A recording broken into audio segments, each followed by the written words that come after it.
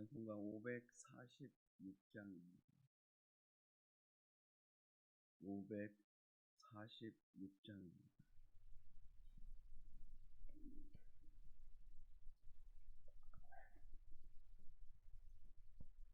주님 약속하신 말씀이 위에서 영원토록 주를 찬송하리라. 소리 높여 주께 영광 돌리며 약속 믿고 굳게 서리라. 굳게 서리. 영원하신 말씀이 굳게 서리. 굳게 서리. 그 말씀 위에 굳게 서리라. 주님 약속하신 말씀이 위에서 세상 염려 내게 엄습할 때에 용감하게 힘써 싸워 이기며 약속 믿고 굳게 서리라. 굳게 서리. 영원하신 말씀 위에 굳게 서리. 굳게 서리. 그 말씀 위에 굳게 서리라. 주님 약속하신 말씀이 위에서 영원하신 주의 사랑이 밉고 성령으로 힘써 싸워 이기며 약속 믿고 굳게 서리라. 굳게 서리. 영원하신 말씀 굳게 서리. 굳게 서리. 그 말씀이 굳게 서리라. 주님 약속하신 말씀이 위에서 성령 인도하는데 행하며 주님 품에 항상 안식 거두며 약속 믿고 굳게 서리라. 굳게 서리. 영원하신 말씀이 굳게 서리. 굳게 서리. 그 말씀이 굳게 서리라. 아멘. 하나님의 말씀은 구약성경 열왕기상 13장 25절에서 34절까지의 말씀입니다. 열왕기상 13장 25절에서 34절까지의 말씀 한 절씩 교독하시고 마지막 절을 함께 읽겠습니다. 지나가는 사람들이 길에 버린 시체와 그 시체 곁에 선 사자를 보고 그 늙은 선지자가 사는 성읍에 가서 말한지라.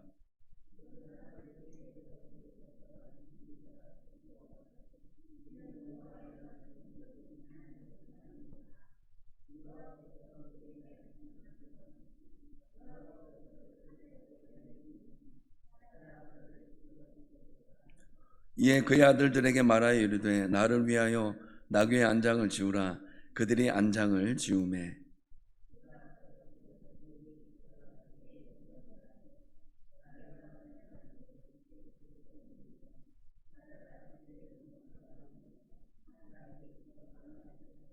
늙은 선지자가 하나님의 사람의 시체를 들어 나귀에 실어 가지고 돌아와 자기 성읍으로 들어가서 슬피 울며 장사하되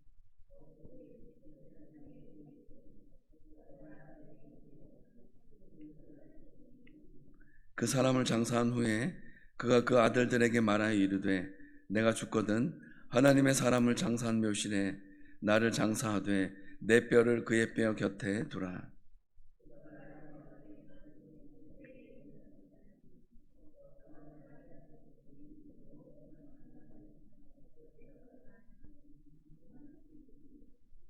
여로보암이 이 일 후에도 그의 악한 길에서 떠나 돌이키지 아니하고 다시 일반 백성을 산당의 제사장으로 삼되 누구든지 자원하면 그 사람을 산당의 제사장으로 삼았으므로 이 일이 여로보암 집의 죄가 되어 그 집이 이 땅 위에서 끊어져 멸망하게 되니라. 아멘.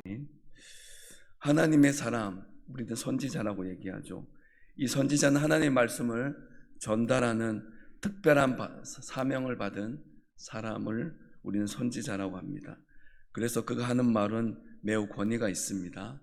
그리고 사람들의 존경과 두려움의 대상이 되기도 하는 그런 존재가 선지자입니다. 한편으로는 하나님의 말씀을 권위를 지키기 위해 하나님께서 그에게 명령하신 것은 지키는 것뿐만 아니라 행동으로 옮기는 것까지 감당해야 하는 그런 역할을 해야 하는 그런 사람이 바로 하나님이 세운 선지자라는 사람입니다. 성경에 보면 에스겔, 예레미야 선지자가 있습니다. 인분의 떡을 구워 먹는다든지 옷을 벗고 다닌다든지 짐을 메고 다니는 등 우리가 보면 상식적으로 이해가 되지 않는 이상한 행동을 하는 것도 결국은 다 그 목적이 하나님의 명령에 순종하고 그것을 지켜 행하기 위한 그런 이유가 있기 때문에 그렇습니다. 우리가 잘 아는 호세아도 바람나서 도망간 아내 고멜을 데리고 와서 살기도 했습니다. 하나님의 명령을 안 지키는 경우에 하나님의 직접적인 심판을 받는 그런 선지자도 있었는데 그 선지자는 요나입니다. 요나는 바닷물에 빠져 죽을 뻔했습니다.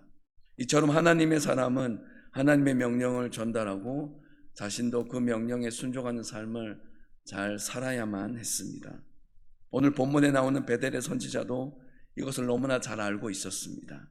그래서 하나님의 명령을 가지고 하나님의 예언이 사실인지 아닌지를 시험하기도 하는 장면이 오늘 본문에 나오기도 합니다. 그리고 유다의 선지자가 죽임을 당하게 된 그 상황에 대한 설명도 덧붙이고 있는 것입니다. 사람들은 의견이 맞지 않을 때 자기의 생각이 옳다고 여깁니다. 그것이 틀렸음에도 불구하고 끝까지 그 고집을 꺾지 않을 때가 참 많이 있습니다. 자기 주장을 강하게 내세우면 반드시 갈등이 생길 수밖에 없습니다. 하지만 세상 모든 일의 최종적인 결정권자는 하나님이십니다 라는 사실은 잊지 않아야 합니다.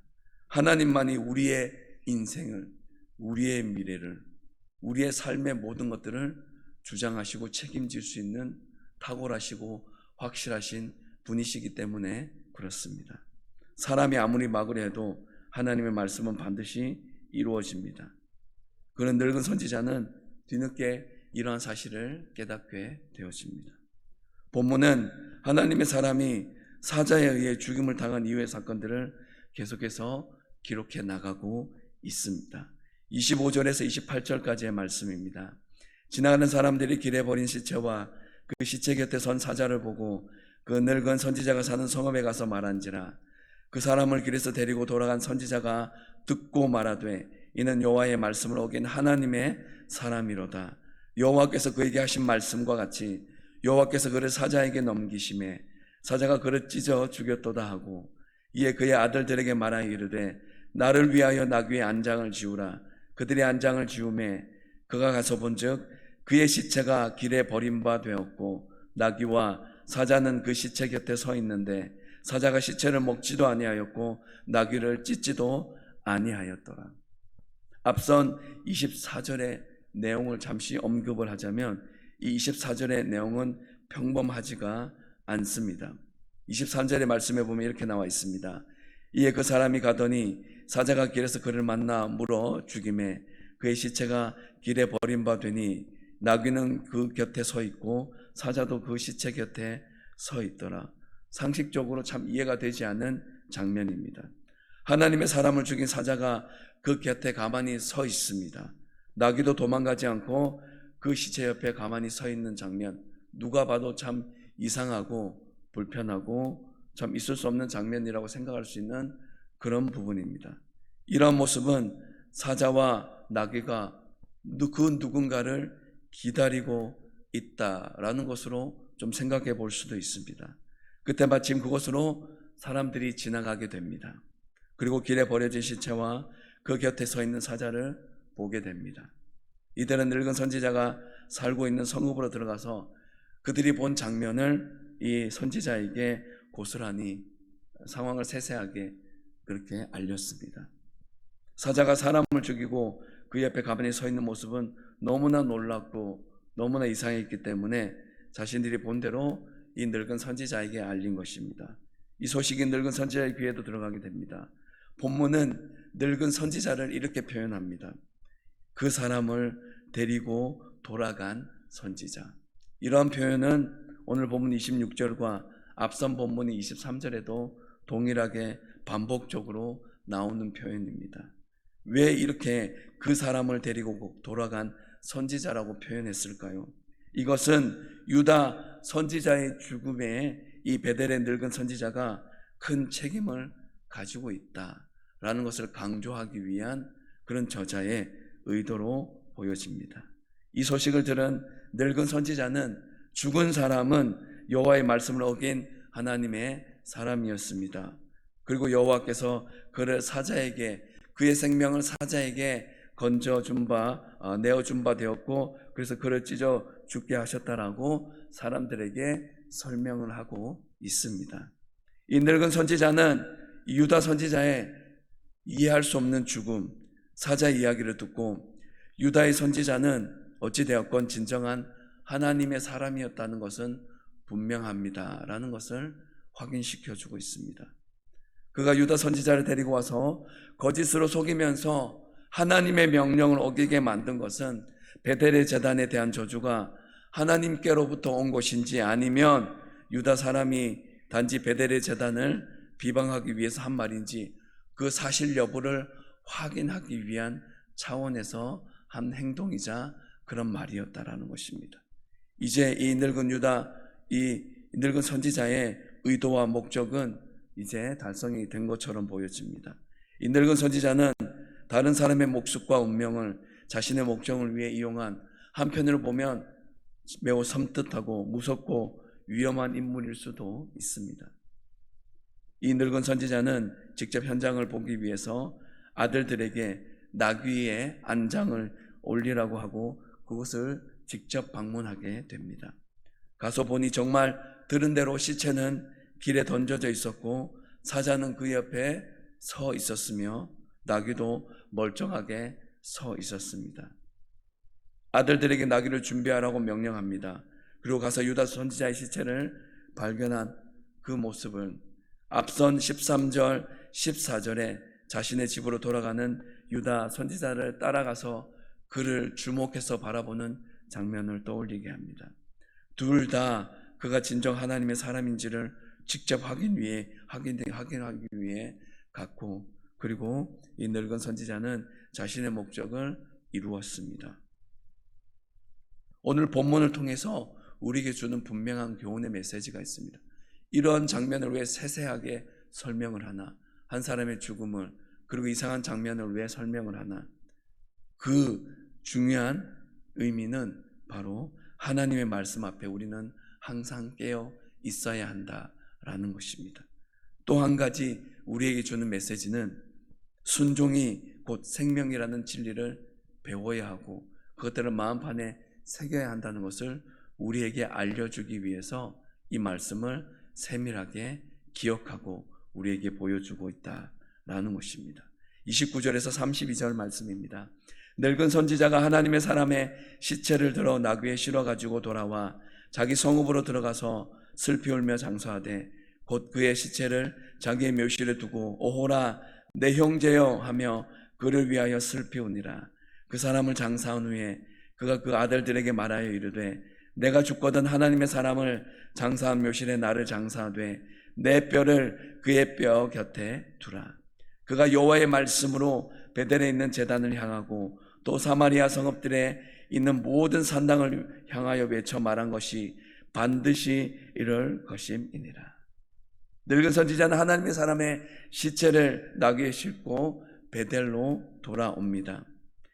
앞선 23절과 본문 26절에서 반복적으로 언급한 것처럼 이 늙은 선지자가 유다 선지자를 고향 유다로 돌아가지 못하게 막고 베델로 돌아오도록 만들었다는 것을 본문에서도 강조하고 있습니다. 그리고 29절에서 다시 그가 베델로 돌아오게 만들고 있습니다. 물론 이 유다 선지자의 죽음에 책임을 느끼고 애곡하고 장사를 지내주려고 데려왔겠지만 결과적으로 유다 선지자는 살아서도 그리고 그가 죽어서도 그의 고향인 유다로 가지 못하고 결국은 베델로 돌아오게 되었다라는 것입니다. 이 늙은 선지자는 하나님의 사람의 시체를 자신의 묘실에 안치합니다. 그리고 후한 장례를 치러줍니다. 오호라 내 형제여 라고 30절에서 애곡하는 모습은 장례식에서 흔히 고백할 수 있는, 볼 수 있는 애곡하는 그런 모습입니다. 내 형제라는 표현을 사용한 것은 그도 참 선지자였고 이 늙은 선지자 자신도 선지자라는 것을 강조하기 위한 그런 표현이라고 할 수가 있습니다.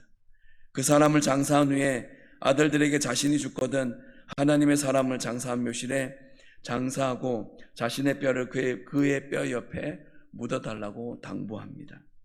이것은 죽은 후에도 진정한 하나님의 사람 옆에 묻혀서 자신도 선지자라는 그런 동질감, 일체감을 느끼고 싶었기 때문에 사람들에게 그러한 부탁을 한 것입니다.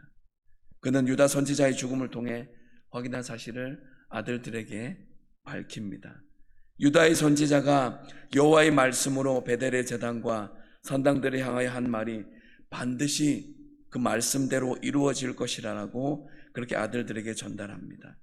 유다의 선지자는 죽음을 통해 그가 하나님의 선지자며 그의 말은 하나님의 말씀인 것을 그렇게 증명한 것입니다.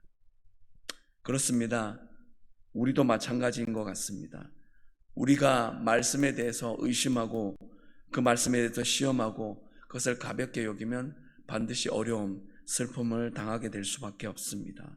하나님의 말씀을 상대로 어떤 일을 꾸민다라면, 그 말씀을 거스른다라면 반드시 우리는 하나님의 심판, 그런 애통의 눈물을 흘릴 수밖에 없다는 것을 본문은 우리에게 분명히 교훈해 주고 있습니다.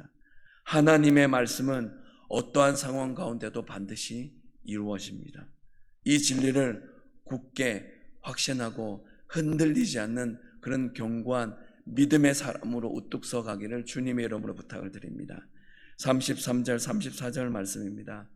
여로보암이 이 일 후에도 그의 악한 길에서 떠나 돌이키지 아니하고 다시 일반 백성을 산당의 제사장으로 삼되 누구든지 자원하면 그 사람을 산당의 제사장으로 삼았으므로 바로가 그에게 이르되 내가 나와 함께 있어 무슨 부족함이 있기에 내 고국으로 가기를 구하느냐. 대답하되 없나이다. 그러나 아무쪼록 나를 보내옵소서 하였더라. 이 늙은 선지자의 계략과 유다 선지자의 죽음을 통해서 하나님께서 베델과 단에서 드려지는 그 제의와 산당들을 매우 싫어하신다는 사실을 여로보암과 베델에 있는 사람들과 이스라엘 사람들은 분명하게 알고 있었습니다. 이 사실을 알고 있었고 깨닫고 있었음에도 불구하고 다시 한 번 더 기록하는 이유는 하나님께서 여로보암 이 왕에게 돌이킬, 회개할 기회를 주신 것입니다. 하지만 여로보암 왕은 아들의 죽음, 유다 선지자의 죽음에도 그 자신이 악한 길을 행하고 말씀을 거스르는 그의 모습을 돌이키거나 바꾸지 않았습니다. 결코 그 악한 길에서 돌아서지 않았습니다. 그는 계속 일반 백성들 중에 자원하는 사람들을 산당 제사장으로 세워 산당 제사를 이어갔습니다.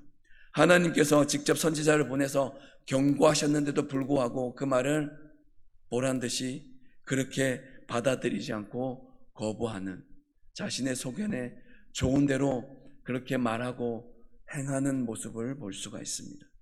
그의 마음은 완전히 하나님으로부터 돌아섰습니다. 더는 하나님을 이스라엘의 왕으로 섬기지 않았습니다. 돌아설 기회를 거절한 여로보암의 그 집은 베델과 단에 금송아지를 둔 것, 산당을 만든 죄를 계속해서 지었습니다. 결국 하나님께서 여로보암의 집을 땅에서 끊어버리겠다고 선언하신 심판을 그는 받아들일 수밖에 없었고 그것을 감당해야만 했습니다. 그는 나중에 하나님께서 내리실 심판보다 당장 눈앞에 보이는 백성들, 그 상황들이 더 의식이 되어져서 예루살렘으로 예배를 드리러 가서 자신의 왕권이 악화되는 것, 약화되는 것이 더 걱정이 되어져서 그런 제단, 그런 베델, 그런 제의를 포기할 수가 없었습니다.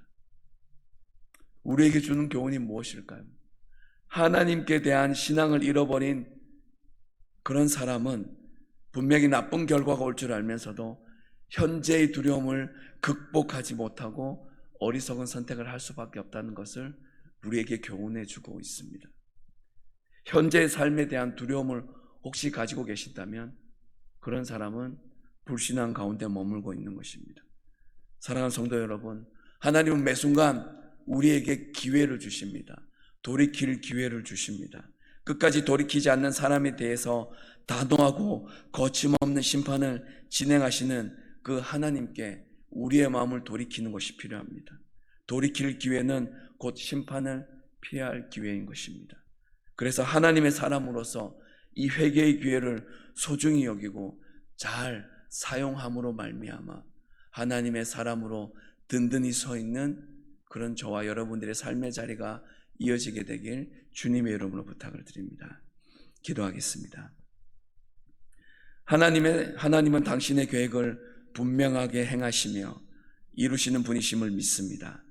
그러므로 우리는 매 순간 그 모든 계획을 완성하시는 하나님의 주권을 인정하며 살아가기를 원합니다. 하나님의 일하심은 때로 우리의 상식을 뛰어넘는다는 사실을 잊지 않게 하여 주시옵소서. 어떤 일이 하나님의 계획대로 흘러가지 않는 것처럼 보일 때에도 하나님의 일은 하나님의 방식대로 진행되고 이루어짐을 확신하고 순종하는 삶을 살아가게 하옵소서. 하나님의 방식은 악인도 돌이키게 하셔서 일꾼으로 사용하십니다. 그러므로 우리는 회개하는 일이 삶 속에서 체질화되어지기를 소망합니다. 우리가 알고 있는 회개는 단순히 죄를 지은 죄를 후회하는 태도로 그치거나 정체되어진 모습을 말하는 것이 아님을 깨닫게 하여 주시고, 그렇게 죄에서 돌이켜 하나님의 뜻을 세상 가운데 선포하는 모습으로 온전히 변화되는 것이 진정한 회개인 것임을, 진정한 돌이킴인 것을 명심하며 살아가게 하여 주시옵소서. 우리가 살아가는 이 세상에는 죄인들이 너무나 많습니다. 그 속에서 우리는 어떠한 순간에도 결코 낙심하거나 좌절하지 말고 하나님의 심판의 메시지를 전하는 그런 파수꾼이 되기를 힘쓰는 자의 모습에 서기를 원합니다. 전국 소망을 품고 인내하며 복음을 전하는 전도자로 도전받으며 살아갈 수 있게 하여 주시옵소서. 주님, 한 주간 이 진행되어지는 모든 교회 일들을 위해 이 시간 기도합니다. 화요일에 계획된 경로 관광의 모든 일정과 오고 가는 차편과 참석하고 섬기는 모든 분들을 통해 하나님 영광 받아주시고, 주님 안에서 주님이 허락하신 자연 가운데에서 주님의 높고 위대하심을 찬양하며 주님 안에서 교제하고 소통하는 행복한 시간으로만 사용되게 하옵소서. 수요 기도회를 통하여 영적 전쟁에 대한 우리의 방향성이 더욱 분명해지고 결단과 삶의 실천으로 이어지는 역동적인 배움과 훈련의 시간이 되게 하여 주시옵소서. 전하고 기도하는 일에 소홀함이 없게 하시고 주어진 상황 속에서 주님만을 바라보며 의지하는 복되고 형통한 복음의 전달자 역할을 충실히 감당할 수 있도록 성령님 도와주시옵소서. 질병과 고통으로 인해 어려움이 지속되어 육신적으로나 영적으로 주님과의 소통과 교제에 불편함과 단절의 아픔을 겪고 있는 모든 성도들을 붙들어 주셔서 조금 더 나아지고 회복되고 치유되어 영육간 강건함을 도모할 수 있는 모든 환우들 되게 하여 주시옵소서. 한 걸음 한 걸음 주 예수와 함께 호흡을 잘 맞추어 달려가는 믿음의 여정 가운데 그 어떤 날들보다 참된 안식과 평안함으로 충전받는 한 주간의 삶을 살아가게 하여 주시옵소서. 그렇게 선하게 역사하시고 인도하실 주님의 이름만 찬양합니다. 감사합니다. 예수님의 이름으로 기도합니다. 아멘. 하늘에 계신 우리 아버지, 아버지의 이름을 거룩하게 하시며 아버지의 나라가 오게 하시며 아버지의 뜻이 하늘에서와 같이 땅에서도 이루어지게 하소서. 오늘 우리에게 일용할 양식을 주시고 우리가 우리에게 잘못한 사람을 용서하여 준 것 같이 우리 죄를 용서하여 주시고 우리를 시험에 빠지지 않게 하시고 악에서 구하소서. 나라와 권능과 영광이 영원히 아버지의 것입니다. 아멘.